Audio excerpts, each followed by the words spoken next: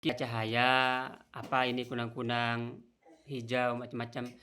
Kalau sudah punya guru, itu harus ditanya ke gurunya. Nggak bisa saya jawab. Karena itu punya guru dan setiap guru punya metode sendiri. Kalau di Karkarya, nanti kalau cahaya itu gampang kalau di Karkarya mah. Memang perjalanannya langsung cahaya. Yang sulit itu setelah proses di cahaya ini sebenarnya.